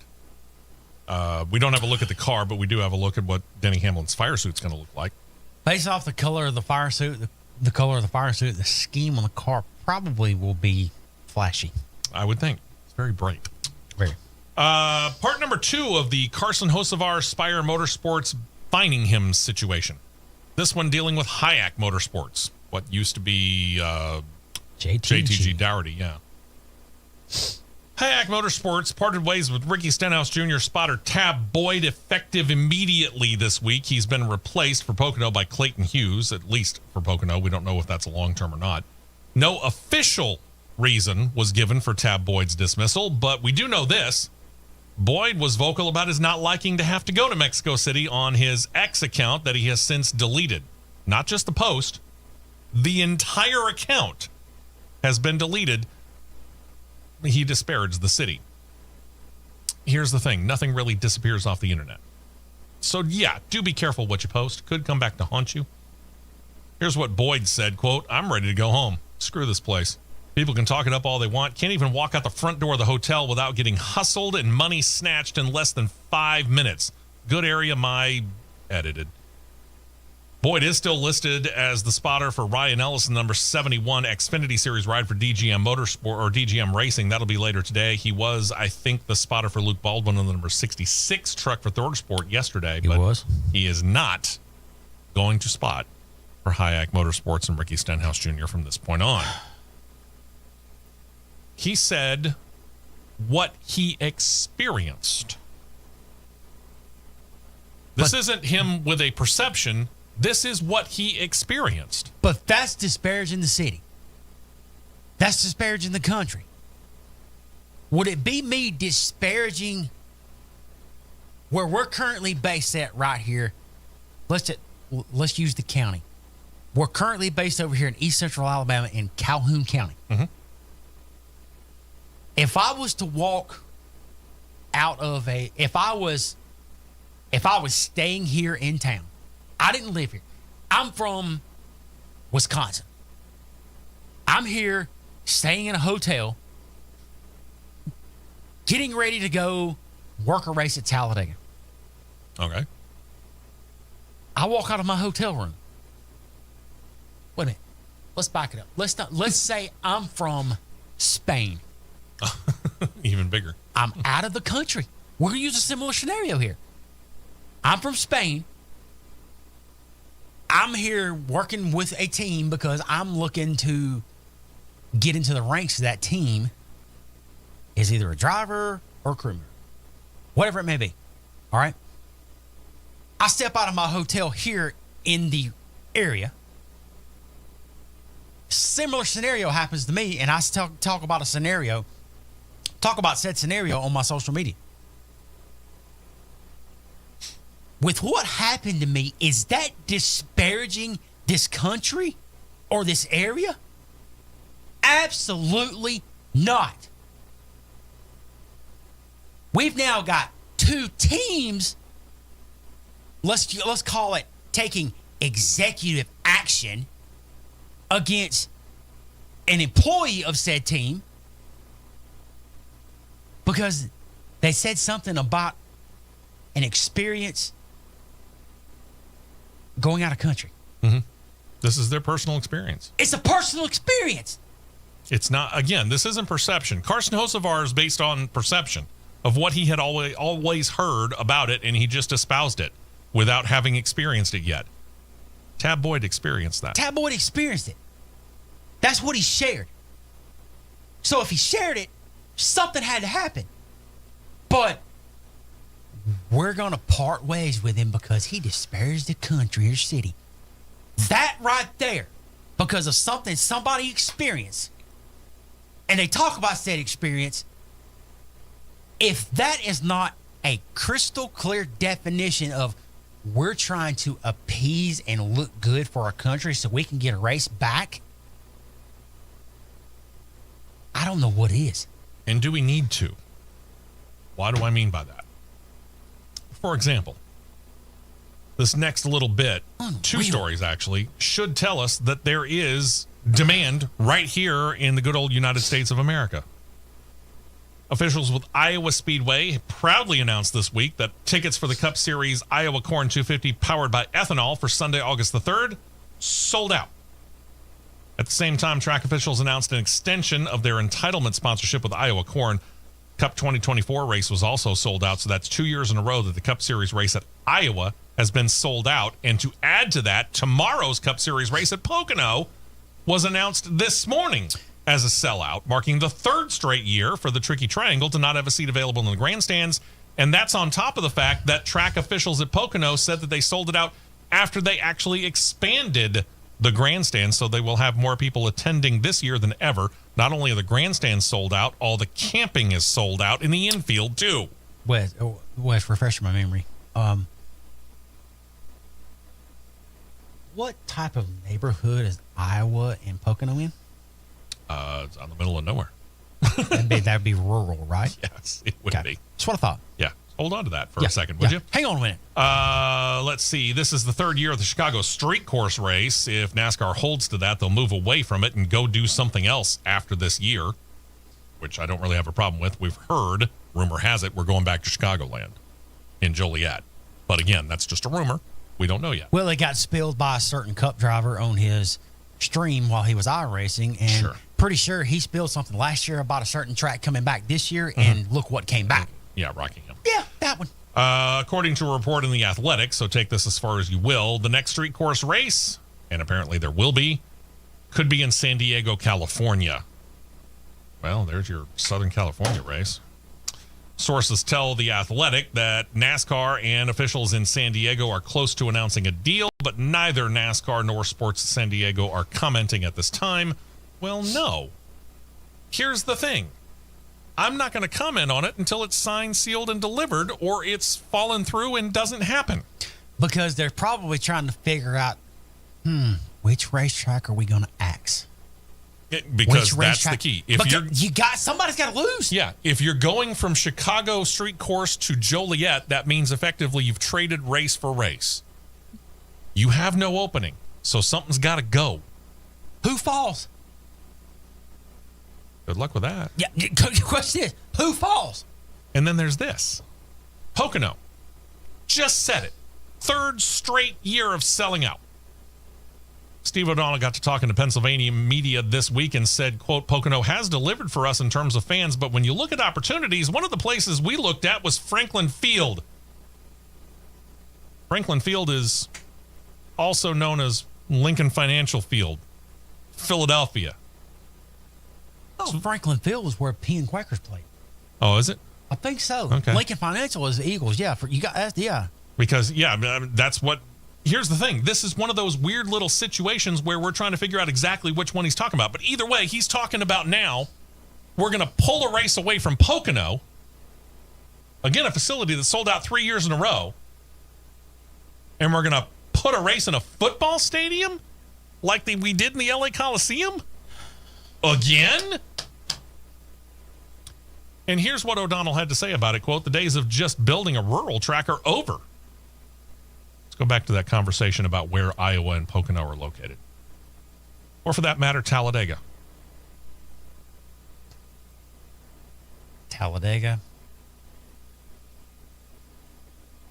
Pretty much can say Atlanta.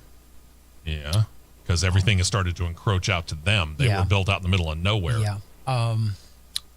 For sure, Darlington. Mm-hmm. Iowa, Pocono, Rockingham, North Wilkesboro. For darn sure, North Wilkesboro. There's a lot of tracks built in rural areas. Yeah, a lot of tracks built in rural areas. Quite a few. But yet, the days of building a rural track are over. O'Donnell continued, but if we can build a track with some real estate development around it and partner with some people, we're going to look at major cities and bring the product to the fan base within the city as well. You know where he's taking that from? I know exactly where that's coming from. Kansas. Kansas was in the middle of nowhere, and look what they built around it. Yeah. And think about how well that worked for Nashville Fairgrounds. Oh, Nashville Superspeedway is definitely rural. Yeah.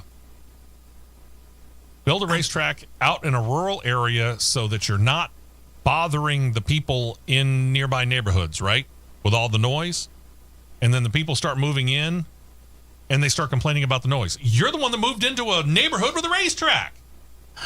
You have no excuse. But on the other hand, we're now going to create a problem by taking racing into the inner city. I'm not sure I understand this fully. I'm beginning to not understand the logic of thinking. Why? As we started the phrase, and the legend Matt Coulter himself has taken it and ran with it. We're taking stuff that's not broken and trying to fix it. Yeah. And if you're going to, again, we saw this with the clash at Bowman Gray, which I don't have a problem with. Bowman Gray Stadium's been there for a long time. People loved it. But we got the clash to go there, which was an already set racetrack inside a stadium, and brought it in from where we built a track out of a football field in Los Angeles, California, at the Mausoleum, Coliseum, whatever you want to call it. Remind me, how many cars did we have starting in the clash? At the most? 24. Seemed pretty full with 24. 24 cars on a quarter-mile track is tight. I've ran it in dirt. It's tight. And you want to have a minimum of 36 now? What? Ladies and gentlemen, Bill Sr. and Bill Jr. are unfortunately doing somersaults, backflips, and front hand tucks in their graves. Yeah, I agree. It's unbelievable. Why are we trying to take what's not broken and fix it? Makes no sense. I get that change is a constant. Okay? The only constant in life is change, as they say. I get it. But with as many actual dedicated racetracks as we have in this country, and on top of that, you want to practically rip away a sellout from Pocono and put it at Franklin Field? What are you doing? How many short tracks out there that are, I don't know, half a mile in length would be thrilled to have the opportunity to host a cup race? Franklin Field is the home of the Penn Quakers. Okay, I apologize then. I got that part wrong. I got it right here. Yep. And the reason, which makes it even worse in a lot of ways, because at least you could say, hey, we've got the possibility of getting, 65 to 75,000 people in the stands? If you went to Lincoln Financial in Philadelphia? You ain't going to get that many at Penn Quaker Stadium. It's not going to happen.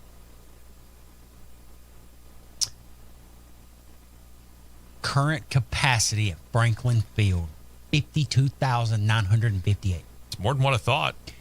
And because let's throw it. Let's throw it to our final one here on this quote right here. Do you legitimately think that the Penn Quakers, Franklin Field, they're going to let you pave over the track and field track outside of the football stadium? Not a snowball's chance, and you know what? Nope. I wouldn't. Put it that way. But, we raced at Bowman Gray. We can go race at another football stadium. No. Stick with Bowman Gray. Speaking of which, before we go to break, let's talk about that. If you did like the clash at Bowman Gray Stadium that kicked off this year, you might be in luck. Local media there is now reporting that the city of Winston-Salem is working with NASCAR on a deal that would keep the series there for another 5 years, but not necessarily be limited to the Clash. Winston-Salem Journal newspaper/online website, because newspapers are practically non-existent anymore, reports that NASCAR would be contracted to run one race annually at the historic facility. Doesn't state that it has to be the Clash, doesn't state that it has to be a points-paying race. It would just be a race at Bowman Gray. National Series. Smart move. Yeah. While the city owns Bowman Gray Stadium, NASCAR has long-term rights to all racing operations there. Of course, that was signed just last year. This is a wise move. Play their card. Play their card, Bowman Gray. Play their card. Yeah. Do it. Play the card. I love it. I think it's great. I think it's a great facility. Again, it was made for racing, built around a football field. That's the difference.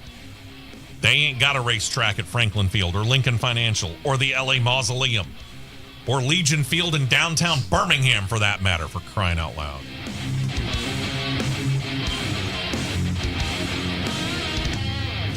We will be right back with more on the Championship Racing Network.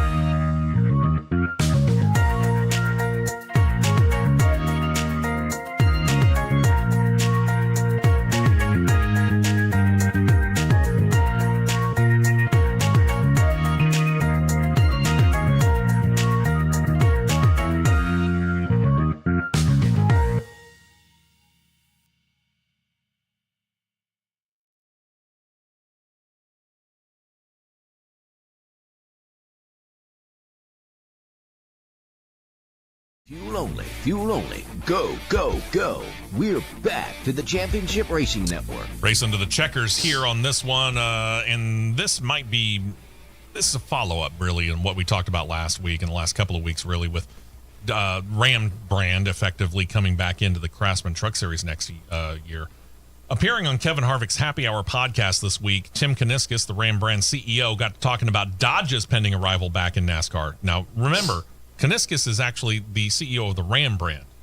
The Dodge brand actually has a CEO of their own, but he's going to speak for Dodge, apparently. He said, quote, coming into truck is a lot easier than coming into cup. It's going to take a little bit longer to get into cup, but our goal is to get to cup the year after the truck series return. Now, everybody's told me we're crazy, that there's no way you're going to get there, but we think that there's a couple of things from our legacy that might speed that development time up. And maybe we can be at Daytona this year with a truck, and then the following year, 2027, at Daytona in cup. A lot of very smart people, smarter than me, said you better plan on 2 years to get back in cup, but I'm always pushing for the quicker timeline, so I'm hoping it's 2027.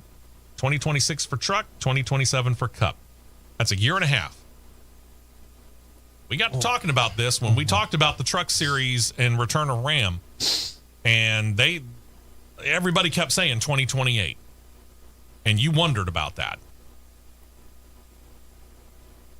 But we think there's a couple of things from our legacy that might speed that development time up. Pretty sure I said on Cross Flags that you have your blueprint for an engine already. You've got it. Mm-hmm. It hasn't changed that radically much since you were there. It's there. Then you just got to get the nose and the tail end approved. You've already got your blueprint. Roll with it, baby. Knock it out. Let's go get it. Do it. Go get it, man. Go get it. Amazon Prime reports their viewership for the Mexico City race averaged 2.1 million people watching over the course of the race. Adam Stern of Sports Business Daily reported that the audience was the youngest audience yet for the Prime series as well, youngest for any Cup Series telecast since 2017. In addition, the post-race show, an hour long, noted an average of 1.07 million viewers. That might actually make the other broadcast partners go on notice that maybe the fans want more than just a quick winner's interview. When compared to previous years, 2.1 million people, and the average viewership on Amazon Prime has proved to be on a same level with the average viewership from either Fox Sports 1 or USA, the cable partners for Fox and NBC. Now, we have noted when it's on Fox or NBC, the ratings are still the highest of all the television partners. If you go on the over-the-air broadcast partners, you get better ratings. More people tune in. But Amazon Prime, everybody was sitting there thinking that Amazon Prime was going to be the death of NASCAR. Got the same viewership numbers on average that USA, that any cable network has. We'll see whether or not that changes when they go to TNT here after this weekend. Yeah. Speaking of which, speaking of cable networks, ESPN rarely gives NASCAR more than just a quick highlight and the results. But they're going to actually do this thing called 50 States in 50 Days. And they're starting that tour this summer. Their flagship show, SportsCenter, set to air live from Dover Motor Speedway Sunday, July 20th, marking what appears to be, at this time, their only motorsports-related stop on the schedule of the entirety of the 50 states.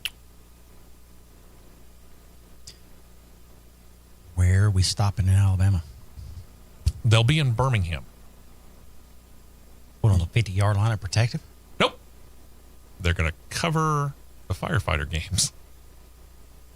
Yeah. And that's not the exact title of it. I know it, but so you got firefighters from all around the country and around the world coming to Birmingham to put on the competition. That happens apparently every once in a while. It might be annually. I don't know. But they're here in Birmingham this year. That's what ESPN SportsCenter is going to cover here. Not an Alabama game, not an Auburn game, not a UAB game. They're covering that.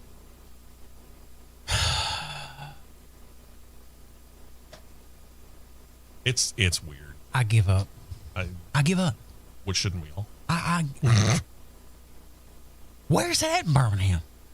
I don't know exactly where they're held. That's what I'm trying to look for here. I don't know if you may knew right offhand or not, but yeah, I don't know right offhand where they're holding. That's what I'm. I give up. Let's World switch. Police and Fire Games. There you go. Thank you. That's what it is. Go ahead. I'm going to find out where it's at in Birmingham. All right. Let's switch to IndyCar in the meantime. Will Power already had the IndyCar record for career pole positions heading into this weekend at Worldwide Tech Raceway at Gateway. He ended up grabbing his 71st pole of his career last weekend. Along the way, he was the driver that actually claims the milestone pole for Team Penske. This is When covering all the series that Team Penske participates in now or have in the past, their 700th pole position as an organization. Pretty dang impressive. Way to go. Alex Palou set to sport a new sponsor this weekend and his number 10 racer at Road America. You might have one of their products in your house right now, if not right in your hand right now. It's a Solo Cup. Solo signature red and white color is going to cover the car for one weekend only at this time, but those plans may change in the future. Solo is an associate sponsor for the rest of the year and apparently is signed on in a long-term deal. It's a pretty good-looking car, too, if you see it on the CRN Live. These World Police and Fire Games are and it's not just Birmingham. Oh, okay. I'm going to rattle them off real fast. Oh, here we go. BJCC Exhibition Hall. Okay. Birmingham Crossplex. Hoover Met Sports Complex. Batwell Auditorium. CMP Talladega Marksmanship Park. Okay. Oak Mountain State Park. Oh, the other venues. The Stair Race at 1901 6th Avenue North Tower. Boxing is at Alabama Theater. Cycling, circuit race, and sprint race will be held at Barber. Golf at Bent Brook. The closing ceremonies and Athletes Village is at the City Walk. So they spread it all around the city. Yeah, so the muster, whatever the muster is going to be at City Hall in Birmingham. Opening ceremonies is at Legacy Arena. The shotgun portion of it is at Dixie Trap and Gun Club. Disc golf is at George Ward Park. Other golf is at Highland Park Golf Course. Disc golf at Hoover Inverness Nature Park and Trails. Judith Legursky CMP Competition Center. Bigger than I thought it was. Yeah. Angling, freshwater angling at Lincoln Landing. Bodybuilding at Lyric Theater. Lord help. Ice hockey at Pelham Civic Complex. Pickleball at Pickler, wherever that's at. Pool, Papa G's Billiards.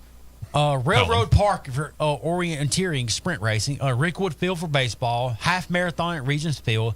More golf at Oxmoor Valley. Softball and lacrosse at Siskard Hollow Liberty Park Sports Complex. Track and field's going to be at Sanford. Smire Road for cycling. K9 explosives and K9 narcotics at Spain Park High School. We've got cycling and criterium, more of it be held at Talladega. Beach volleyball at the UAB Beach Volleyball Course. Bowling at Vestavia and Veterans Park for cross country and the K9 biathlon. So, which part you going to go to there at ESPN Sports Center? Out of the 937 venues they're going to have it at. Have fun. Jeez. Wow. Say that 10 times fast. Yeah, good luck. Fox and IndyCar moved last Sunday's Bommarito Auto Group 500 to primetime to avoid a conflict with the Cup Series race in Mexico City and F1's Canadian Grand Prix. Did it help them? Yeah, apparently it did. It appeared to do well. They attracted a season average just over 1 million viewers. However, from the same race in 2024, viewership jumped 88%. Wow. Well, Smart move to put it that time of night. It was. Smart. While the lineup of races is not exactly the same, race number 8 of the season last year was at Road America, and the race at Worldwide Tech Raceway at Gateway was in August last year. Taking race weekend to race weekend into account from 2024, comparing it to 2025, ratings were up 17%. Through the first 8 races of the year, first season on Fox, ratings up 27% over the first 8 races of 2024, which were split between NBC, USA, and at least one race that was only streaming on Peacock, where they averaged 2.007 million viewers. Or they're averaging that now, so they were just under that last year. While we're on the subject of Gateway. Mm-hmm. Prima, you blew it. Had a chance. Why did you not leave Callum Ilott out? 6 laps to go. He's got plenty of fuel. Yeah, Kyle Kirkwood's charging, but make him earn it. Yeah, make him go around here. Give him the chance to have his best career finish. But no, we're going to bring him into pit. And Callum Ilott is enough of a veteran to know how to make his car be real wide. Santino Ferrucci, same thing. Yeah. You had enough fuel to get to the end. AJ Foyt racing. And didn't have to stop. Yeah. Why? Santino Ferrucci had a 16-second lead. Ouch. If you wanted to get into team ownership, Junco Hollinger Racing might have an opportunity for you. They want to get a third investor into team ownership, not be the sole owner. Brad Hollinger, also the founder and CEO of Vibra Healthcare, says that he really likes the direction that Roger Penske's taking IndyCar as a whole, He's seeking a third co-owner who would have about the same ownership stake as he does. Hollinger was brought on board as a co-owner with the plan to use the initial $8 to $10 million investment to get the two-car team up to speed and then go out and seek the sponsorship needed to compete year over year. But the sponsorship situation has kind of fallen back to the back burner, let's put it that way. So the money's been used to cover sponsorship shortfalls from 2024, prompted a switch from 2 full-time drivers to 1 full-time driver, and the second car is kind of a pay-to-play situation, and that's where Stingray Robb came in. He got his partners to back him for it. Former investor for the Williams F1 team is using those F1 connections to strengthen the team both on and off the track, said that they're in a better financial position now than they were just last year, and that he himself is in it for the long term. Said, quote, "I didn't get into this just for giggles. I'm a businessman. Unfortunately, I'd like to make a return on my investment in the future. Ultimately, I'd like to make a return on my investment in the future. But most importantly, I want to win races, compete against the Ganassis, the Penske's, and the Andretti's of the world, and be right up there at the tip of the arrow." See whether or not it happens. Arrow McLaren Racing has now issued a formal apology to IndyCar officials after one of their drivers went on a profanity-laced rant over the team radio in reaction to a penalty handed down to him. Let's give you the cause. Lap 83 last weekend, Scott McLaughlin dropped down to the inside of Nolan Siegel trying to pass him. Siegel made a move to block the attempt. Blocking ain't allowed in IndyCar rules. So when his team told him the news that he'd been handed a pass-through penalty in relation to it, Siegel went off. Said things over the car radio that I can't repeat here or in good company or even in bad company. Let's just say this. He threw a fit and went, "Nope, I don't want to do that." Told Penske to effectively take a hike. I can't use the words that he said otherwise. In the aftermath of it, Arrow McLaren officials looked at their options. They determined that a statement apology was in order. They released it early this week, said, quote, "At Arrow McLaren, we hold ourselves to the highest standards of professionalism, respect, and sportsmanship on and off the track. The language expressed over the radio during the past weekend does not reflect who we are as a team. We don't condone that behavior, and we've addressed it directly with Nolan." So apparently they've decided they're going to handle the rest of it in-house.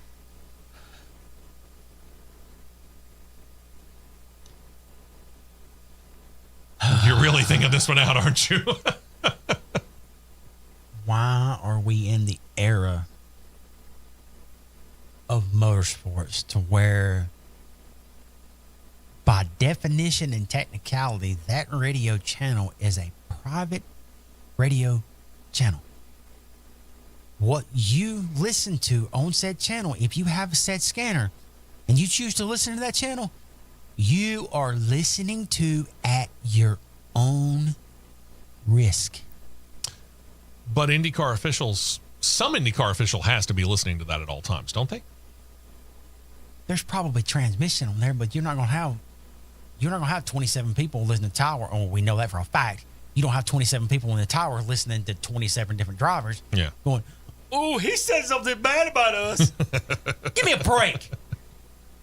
Put on your big boy underwear, folks. All I gotta say is this a good thing that there wasn't radio access in dirt late model racing. Ooh, I can only imagine.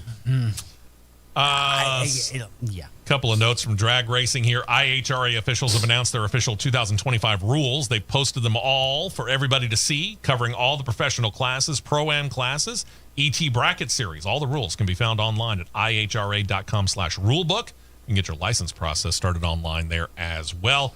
And part of that is coming to our backyard here in Alabama. It's called the Ironman Shootout. It's going to head to Steele, Alabama's Alabama International Dragway. Ironman Shootout, part of the bracket racing slate of the event of the weekend, July 3rd through the 5th. Potential, if you win all 3 days, you could claim $25,000 for bracket racing. There's something I'm going to throw in IHRA that I saw late last night. They released their footage that they're racing to for the Nitro cars. Mm-hmm. There are a couple of tracks they are only racing to the 660 line. Whoa. Couple of them, they're racing only to 1,000 feet. They're cutting it short. That is short. You ain't kidding. NHRA Jim Dunn Racing set to debut a new look for funny car driver Buddy Hull this weekend in Richmond. Hull's in his second season as a full-time funny car pilot. He's going to sport a flame-adorned Blaze exhaust paint system as the primary sponsor for this weekend. Blaze has been a partner with Jim Dunn Racing since 1996. And oh, by the way, if you look on the war wagon for Connor Zilic this weekend at Pocono. The guy who's calling the shots, quote unquote, is Dale Earnhardt Jr. Marty Lindley is suspended. He was actually suspended after Nashville, $10,000 fine because of loose lug nuts, but normally you're suspended for the next race, but all the paperwork had all been filled out to go to Mexico City, and they realized all of the ramifications of suspending him for Mexico City, so NASCAR said we'll postpone it until Pocono. And now Dale Jr. is the guy who's, so to speak, calling the shots. I can guarantee you he's got some other people that are helping. There's not a guarantee. That's an assurance. Yeah. Thank you very much for checking us out. Cross Flags coming up this week as well. Hope you join us for that and next week as we do yet another show of CRN. This has been a presentation of the Championship Racing Network.